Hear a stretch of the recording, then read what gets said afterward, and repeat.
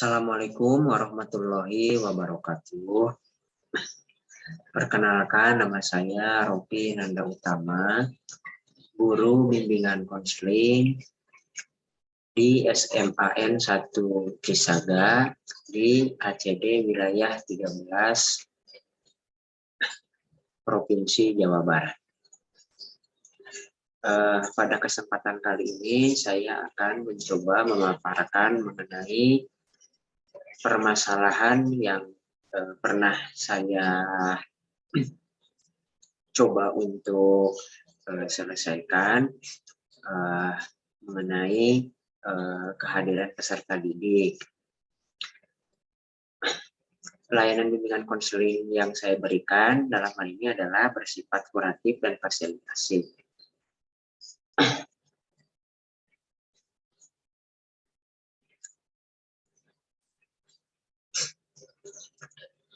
Permasalahan yang dihadapi beberapa peserta didik di SMA Cisaga pada bulan November, yaitu di minggu ketiga bertepatan dengan adanya kegiatan ujian praktek PAS yang sudah terjadwal di kalender pendidikan SMA Cisaga. Nah, untuk pelaksanaan ujian praktek PAS itu sendiri sudah diinformasikan jauh-jauh hari sebelum pelaksanaan PAS itu sendiri. Bahkan jadwalnya di-share ke grup orang tua siswa agar diharapkan orang tua juga ikut berpartisipasi untuk ikut memonitoring anak-anaknya itu betul-betul mengikuti PAS di sekolah. Nah, akan tetapi pada pelaksanaannya, yakni pada hari pertama di hari Senin, setelah dicek ternyata banyak sekali siswa, baik itu dari kelas 10, 11, dan yang paling mengkhawatirkan itu untuk siswa kelas 12, banyak yang tidak hadir ke sekolah dan tidak memberikan keterangan. Setelah dihubungi, di kontak, ada beberapa yang menjawab dan memberikan keterangan ketidakhadirannya, dan ada juga beberapa peserta didik yang tidak bisa dihubungi. Maka dari itu, saya beserta koordinator BK dan pihak dari sekolah, yaitu dari kurikulum dan kesiswaan, setelah berkoordinasi, maka diambillah jalan atau misalnya penyelesaian masalah langsung jemput bola menyusul anak-anak ke rumahnya, terutama yang dekat-dekat dengan lingkungan sekolah. Setelah ditelusuri ke beberapa peserta didik yang ada di sekitaran lingkungan sekolah, mungkin di radius sekitar 10 km dari sekolah yang sekiranya terjangkau, itu ternyata akar permasalahan dari beberapa peserta didik yang tidak mengikuti ujian praktek di hari pertama ini, yaitu dari faktor keluarga. Contohnya ada satu peserta didik yang tidak mengikuti PAS karena di rumahnya itu tidak ada siapa-siapa, kemudian dia hanya tinggal seorang diri, kemudian keluarganya pun sudah di rumah saja gitu, karena keterbatasan biaya juga gitu, tidak ada bekal, maka yang bersangkutan tidak berangkat ke sekolah. Yang selanjutnya adalah pemahaman diri. Nah, pemahaman diri juga, jadi peserta didik ini tidak menganggap bahwa ujian praktek untuk PAS ini penting. Kemudian adaptasi. Jadi peserta didik belum terbiasa lagi, gitu, terutama untuk peserta didik kelas 10 mengenai ujian praktek untuk PAS yang dilaksanakan di sekolah. Terus ada perbedaan budaya. Biasanya untuk di SMP, memang untuk praktek itu disatukan ke mata pelajaran, ke jadwal mata pelajaran di minggu itu. Gitu. Untuk di SMA 1 Cisaga, ujian praktek dijadwalkan terpisah. Selanjutnya adalah keterbatasan ekonomi. Nah, ini masalah yang sebetulnya istilahnya agak miris gitu. Jadi alhamdulillah gitu, dari beberapa teman-teman kita yang suka mengumpulkan donasi juga bisa membantu peserta didik yang keterbatasan ekonomi seperti tadi yang saya ceritakan, karena keluarganya tidak ada, itu kurang pemahaman juga, tidak ada bekal untuk berangkat ke sekolah, maka peserta didik tersebut tidak berangkat ke sekolah. Maka dari itu setelah diberikan bekal untuk bensin seadanya, peserta didik tersebut bisa berangkat ke sekolah. Selanjutnya adalah misorientasi. Jadi dianggapnya itu nanti pas tulis itu ujian seperti biasa ketika di akhir semester tidak ada praktek, padahal ujian praktek itu salah satunya sangat penting.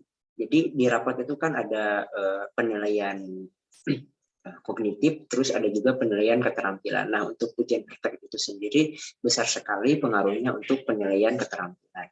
Selanjutnya adalah motivasi. Nah, ini menjadi permasalahan yang kompleks dan menjadi permasalahan yang umum. Selanjutnya, alternatif solusi dari permasalahan tersebut, guru BK dan koordinator BK melakukan mediasi dengan pihak orang tua, sekolah, guru mata pelajaran, wali kelas, itu kemudian memfasilitasi juga, ada yang diantarkan sampai ke sekolah, ada yang menyalurkan donasi bantuan dari teman-teman Bapak Ibu guru agar siswa tersebut bisa berangkat ke sekolah. Yang selanjutnya adalah pengkondisian kelompok di kelas, karena biasanya anak minder gitu ketika pas datang ke sekolah, sudah lama tidak sekolah atau terlambat mengikuti ujian. Jadi perlu pengkondisian dari teman-temannya agar tidak diolok-olok atau dikucilkan. Selanjutnya adalah monitoring. Jadi setelah dipastikan betul gitu ketika pas home visit ke rumahnya, anak itu berangkat dari rumah dan nyampe ke sekolah. Jadi kita terus memonitor, kita berkomunikasi dengan pihak satpam dan KM atau perwakilan kelasnya agar diketahui betul tidak siswa yang tersebut itu mengikuti ujian praktek. Selanjutnya adalah dengan memberikan motivasi. Terus untuk beberapa siswa dan temuan lapangan setelah home visit ternyata membutuhkan konseling sesegera mungkin. Maka setelah ujian praktek selesai, siswa tersebut diundang dan ditawarkan untuk melaksanakan konseling lanjutan. Hasil dari pemecahan masalah yang coba saya lakukan beserta koordinator BK, beberapa peserta didik langsung berangkat ke sekolah untuk mengikuti ujian praktek meskipun menyusul dan terlambat. Alhamdulillah gitu. Jadi setelah dicek tadi monitoring ke wali kelasnya dan ke guru mata pelajaran, ternyata yang bersangkutan ada mengikuti ujian praktek meskipun nilainya agak tidak sama gitu dengan teman-teman lainnya yang mengikuti dari pagi. Tapi alhamdulillah, dan nanti di minggu selanjutnya juga ada untuk perbaikan praktek. Selanjutnya orang tua menjadi lebih komunikatif menanyakan perkembangan peserta didik. Home visit, kemudian menanyakan kontak, terus berkomunikasi dengan orang tuanya pun ada yang hampir setiap hari di minggu kegiatan ujian praktek tersebut menanyakan anaknya itu ada di sekolah atau tidak, mengikuti atau tidak, nilainya bagaimana. Nah itu alhamdulillah, jadi ada komunikasi yang lebih efektif lagi gitu setelah kita mengambil tindakan jemput bola dengan home visit. Selanjutnya, dari temuan di lapangan home visit itu sendiri, ternyata ada beberapa peserta didik yang kemudian karena sulit dihubungi, keluarganya pun sulit dihubungi, pas datang ke rumahnya ternyata peserta didiknya sudah berada di luar kota untuk bekerja. Ada juga yang sudah mengikuti ke saudaranya yang lain. Jadi disarankan agar siswa tersebut segera untuk menyelesaikan administrasi di sekolah, karena agak sulit untuk melanjutkan sekolah gitu. Maka dari itu orang tua berkesimpulan anaknya untuk mengundurkan diri dari sekolah, dan insya Allah setelah ditawarkan lebih lanjutnya lagi akan melanjutkan di paket C agar bisa sambil bekerja.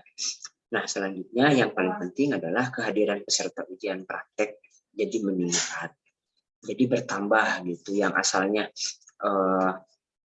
dalam ujian praktek tidak hadir sampai 20 orang per hari, untuk hari-hari berikutnya tidak sampai lewat dari 10 orang. Alhamdulillah.